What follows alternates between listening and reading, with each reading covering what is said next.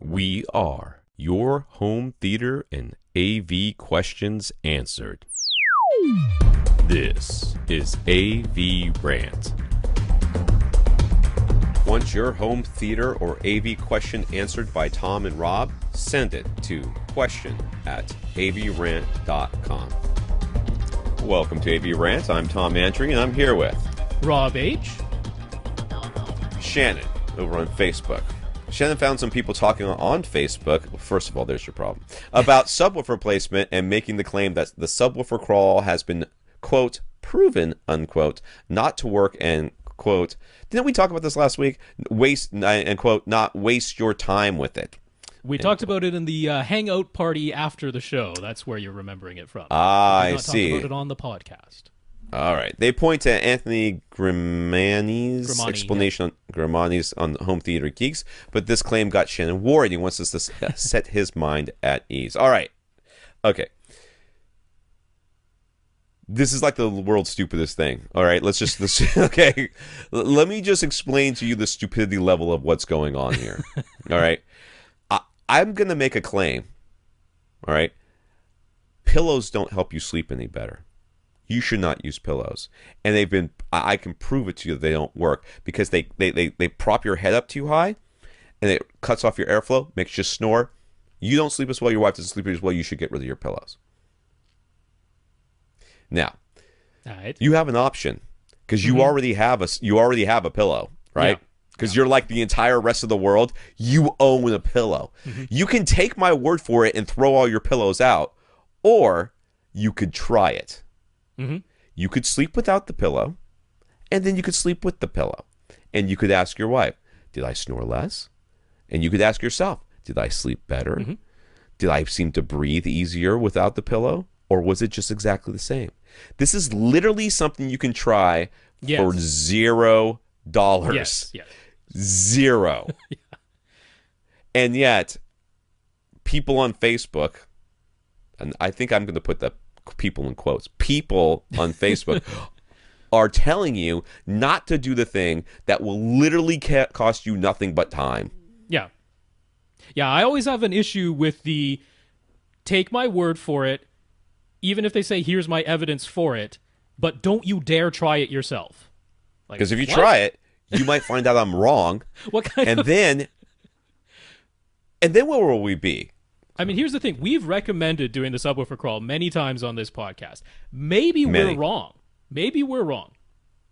But we say, try it. I've already works, said many times I am wrong.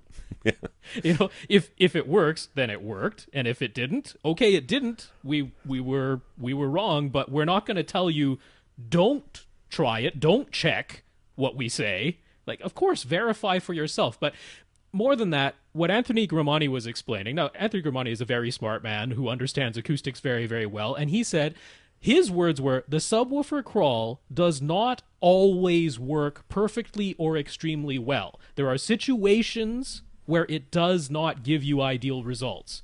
And he is right about that, okay?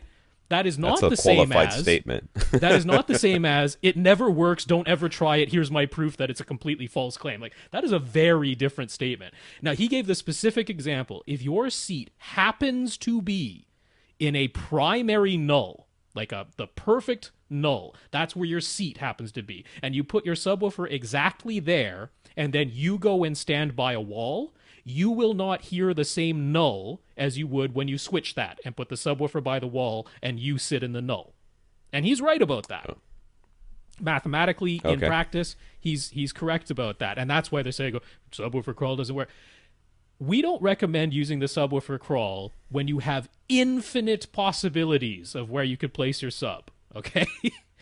If that's what you've got, then by all means you want to measure and model your room if you have infinite placement possibilities. What most people have is 2 or 3 places where realistically they could put a subwoofer in their room. And if you do the subwoofer crawl, you will quickly be able to determine, rather than moving, if you have a small light sub, put the small light sub in each of those 2 or 3 places. You sit in your seat and do the thing. But if you have a huge heavy sub that's hard to move around, you'd rather move it twice instead of 5 or 6 times, then put the sub near your seat. You go stand in the 2 or 3 places, and one of those places will sound better than the other 2, and the subwoofer call will let you determine that. That's where we're recommending to use it. Is it the way to find the 100% best spot in your room when you have infinite possibilities? No. So, okay, there you go. That's the clarification. But yeah. Or you can just do what we also say, which is buy 2 subs and place them in opposing corners, and you don't have to worry. You don't have to worry about it at all. That's right. Then, which is also Anthony Gramani's advice. Anthony Gramani is like, yes, use 2 or 4 subwoofers, exactly like we say. So, yeah. Yeah. So, once again, Facebook is full of just people who take a statement and then make it into an absolute, and then try to convince everybody else it's true. It's inflammatory and it's stupid. All right, this guy is not way to live your life. It is. This guy is not. He's not even saying that. And you notice that I haven't talked anything about him at all. No. About him saying these things, because he actually didn't say that. He didn't say that it's been proven not to work. It's not what he said. And to never do it, and to not waste your time ever. Like, no, he made a very qualified statement. That's right, and that's fine. We do that all the time here. We do that constantly because you have to, because every room is different. Yes, posing corners is best, except when it's not. Well, not yes, best. midpoint of opposing walls is best. Is best, except when it's not. Having a certain field of view is best, except when it's not. Having this projection screen, the what's the thing, the 0.1 thing, that the gain, how much it reflects, the gain is the best, except when it's not. This goes on and on. There are all sorts of situations where there are certain things that we say are mostly true, and every single one of them has exceptions. And that's where that's Shannon, what this is. If you're concerned that you believed in the subwoofer call and then somebody said you shouldn't believe in it, just try it for yourself, man. Because that's an experiment that you can do, and you will quickly determine for yourself which side you believe afterwards. And we should have done this at the very beginning, but for those of you that are new to all this, subwoofer crawl is when you take your subwoofer and you put it onto your seat, like literally on your seat. Okay, and don't tell me I have a really heavy sub, dude. The guy just bought a PB13 Ultra, whatever. There's 155 pounds. A lot of people have sat in your couch that weren't 150, that are a lot heavier than 155. So set it on your couch. You go to your individual places where you can put your sub. You run through your sub a bass sweep. You look for on repeat and look for the even volume as it goes down. Yeah, no big roller coaster of sound where some parts are way louder and some parts are way quieter. Right. In particular, any parts that are really, really quieter.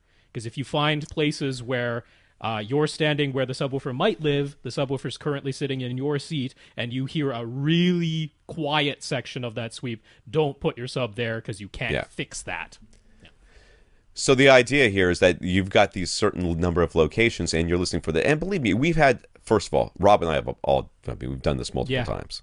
All right, we've got firsthand knowledge. You can have firsthand knowledge. Many people on this who've listened to this podcast have contacted us after doing it, going, oh, I can't believe how easy that was and how well it worked. Yeah. Like all I had to do was do that, and then I put my subwoofer in another place, ran Odyssey again, and boom, dude, my bass is so much better. I'm like, but it doesn't work.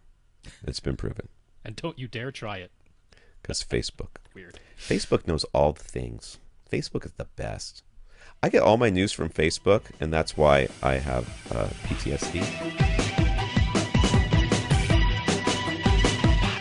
Want your question answered? Send it to question@avrant.com.